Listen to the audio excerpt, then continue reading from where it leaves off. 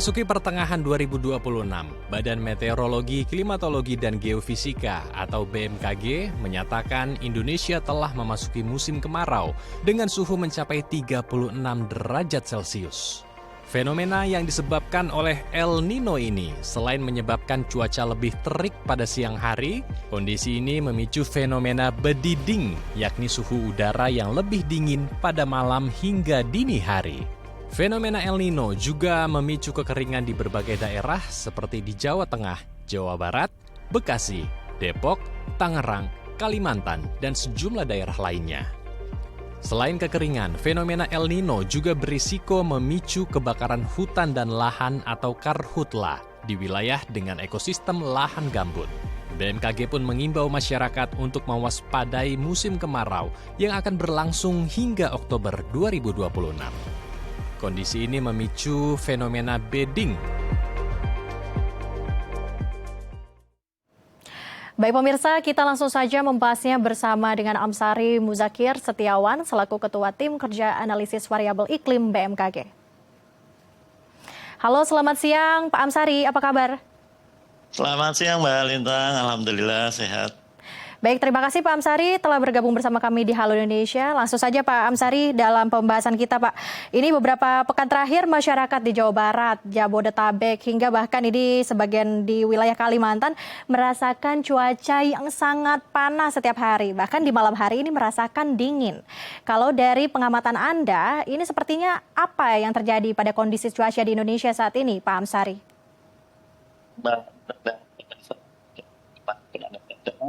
Dapat disampaikan bahwa pada bulan Juli ini secara umum wilayah Indonesia sudah memasuki musim kemarau sehingga di siang hari di sini kita akan sangat sedikit melihat awan di langit kita dan demikian pula di malam hari. Fenomena ketiadaan awan inilah yang bisa menyebabkan di pagi hingga siang hari kita memperoleh penyinaran matahari yang terasa begitu terik sehingga suhu udara menjadi meningkat ya.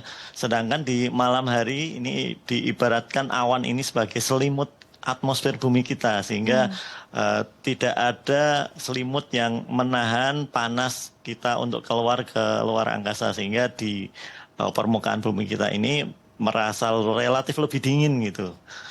Dan kondisi ini wajar selama periode musim kemarau terjadi. Seperti itu Mbak. Oke, baik Pak Amsari. Ini masyarakat juga mengeluhkan begitu ya, ini sangat panas sekali Pak dan di malam hari ini sangat dingin sekali.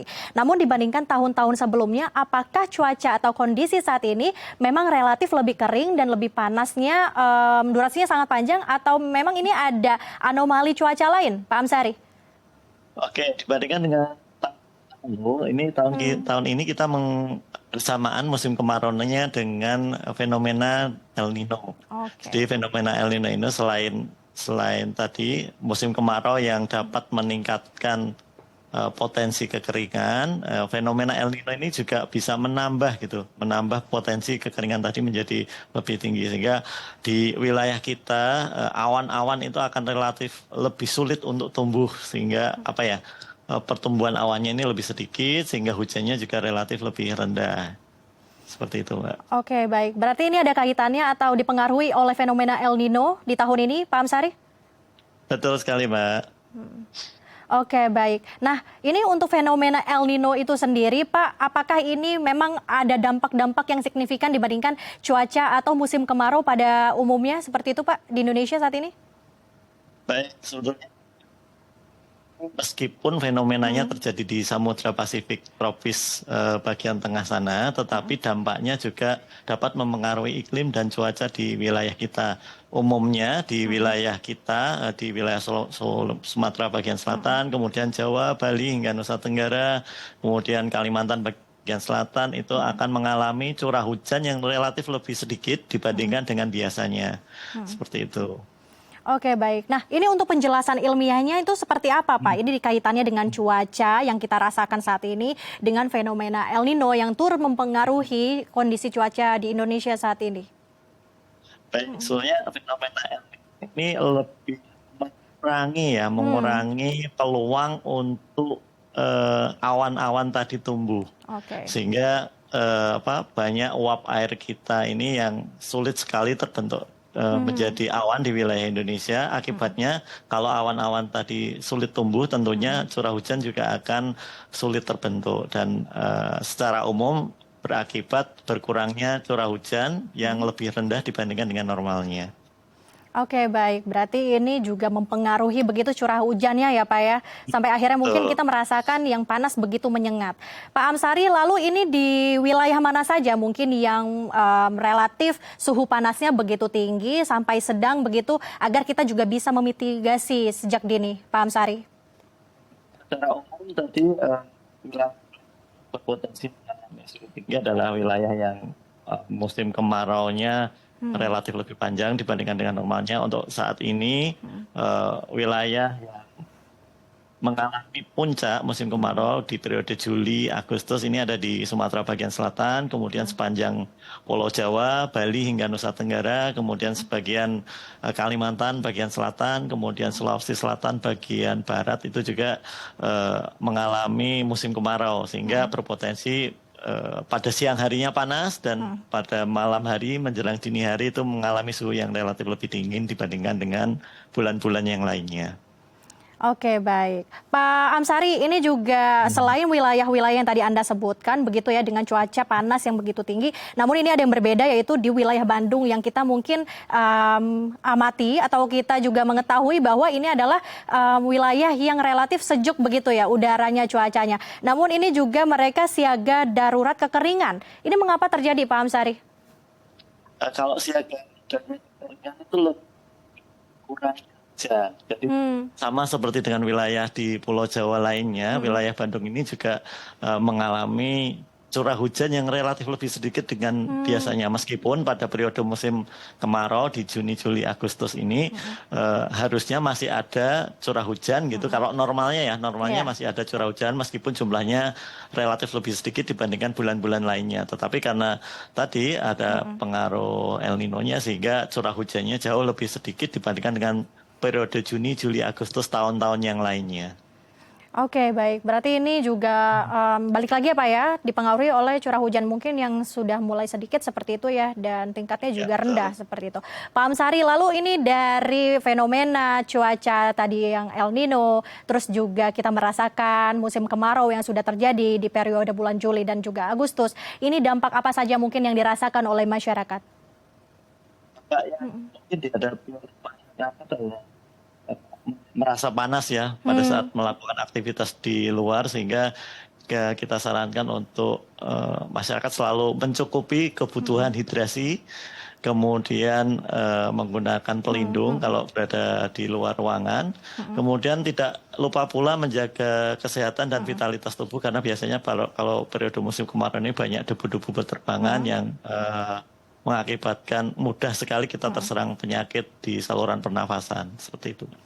Oke, baik. Berarti ini juga mempengaruhi kesehatan pada masyarakat ya Pak ya, melihat cuaca yang begitu panas dan juga rentan dingin di malam hari. Nah, Pak Amsari, ini kita juga akan membahas tentang ini masyarakat mulai merasakan fenomena yang malam hari itu justru lebih dingin, dingin sekali Pak gitu. Nah, ini juga dikaitkan dengan fenomena bediding. Nah, ini penjelasan ilmiahnya seperti apa dari BMKG sendiri, tapi nanti kita akan bahas usai jeda, Pak Amsari.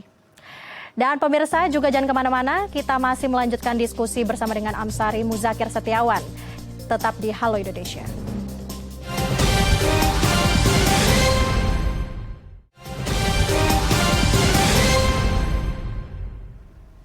Terima kasih pemirsa, masih bersama kami di Halo Indonesia. Pemirsa, kita masih melanjutkan diskusi bersama dengan Amsari Muzakir Setiawan selaku Ketua Tim Kerja Analisis Variabel Iklim BMKG. Baik Pak Amsari, kita akan melanjutkan perbincangan kita Pak. Tadi sempat dihimbau ataupun juga tadi sempat kita jelaskan ya Pak ya, bahwa belakangan masyarakat juga sudah mulai merasakan cuaca yang begitu dingin pada malam hari hingga dini hari. Ini mereka mengaitkannya dengan fenomena bediding. Dari BMKG sendiri sebenarnya penjelasan ilmiah dari bediding ini dan mungkin kaitannya dengan El Nino ini seperti apa Pak Amsari? Nggak Lintang, tapi secara sederhana fenomena bediding ini adalah seperti suhu yang dirasakan lebih dingin, terutama pada malam hari menjelang dini hari ya. Jadi fenomena ini relatif umum terjadi di periode musim kemarau, di mana tidak ada awan-awan yang menyelimuti atmosfer kita. Jadi mirip kalau kita tidur gitu tanpa selimut gitu. Demikian pula bumi ini kalau tidak ada yang menyelimuti awan akan merasa dingin karena dengan relatif lebih mudah itu panas yang kita miliki itu lepas ke atmosfer atau ke udara. Demikian pula yang di bumi, kalau tidak ada tutupan awan, ini panas yang disimpan bumi tadi lebih mudah untuk terpancar kembali ke luar angkasa sehingga suhu di permukaan bumi menjadi lebih dingin seperti itu, Mbak. Oke, baik Pak Amsari. Ini sampai kapan kita merasakan fenomena breeding dan juga ini puncak fenomena El Nino ini seperti apa Pak gambarannya di tahun 2026 khususnya di tanah air? Umumnya fenomena breeding ini akan berakhir kalau sudah memasuki periode awal-awal musim hujan di mana sudah mulai terbentuk awan-awan yang cukup menyelimuti atmosfer kita. Sehingga pada malam hari ini awan-awan tadi membantu menahan panas yang keluar ke atmosfer hingga panasnya akan tertahan di bumi kita. Untuk prediksi El Nino sendiri ini BMKG memprediksi hingga beberapa waktu ke depan El Nino akan mengalami periode puncaknya di September, Oktober, November terutama. Dan kita harapkan berangsur-angsur mulai kembali ke normal lagi. Dan harapannya nanti musim hujan kita juga akan membantu mengisi kembali curah hujan rendah yang terjadi pada bulan-bulan sebelumnya. Oke, baik. Pak Amsari, ini kan dampak El Nino begitu terasa ya Pak, yang dirasakan oleh masyarakat, mulai dari krisis air, kekeringan, hingga karhutla. Ini dari BMKG sendiri sebenarnya apa imbauan mungkin dari masyarakat agar bisa memitigasi dan juga menjaga kesehatan mereka akan dampak cuaca dan fenomena ini Pak? Masyarakat tadi selalu berhati-hati ya, waspada akan terjadi potensi kebakaran hutan dan lahan maupun kebakaran lain di lingkungan kita gitu. Kemudian cukup menghidrasi terutama pada saat melakukan kegiatan di luar ruangan dan tentu saja kita harus menghemat persediaan air kita, menggunakan air secara bijak, efektif dan efisien mungkin. Oke, nah apa masyarakat juga perlu untuk memitigasi seperti mengisi embung-embung dan juga ini mungkin juga bendungan dan menampung air hujan atau seperti apa Pak Amsari melihat juga tadi sempat Anda jelaskan bahwa musim hujan atau hujan curah hujan ini juga sedang rendah-rendahnya saat ini. Embung, waduk dan yang lainnya pada periode Juni, Juli, Agustus ini kan relatif rendah gitu curah hujannya sehingga agak sulit untuk dilakukan pengisian dan tentunya langkah paling bijak adalah memanfaatkan kondisi air yang saat ini untuk kita gunakan semaksimal mungkin dan seoptimal mungkin seperti itu Mbak. Jangan sampai air yang kita gunakan tadi terbuang sia-sia. Oke, baik.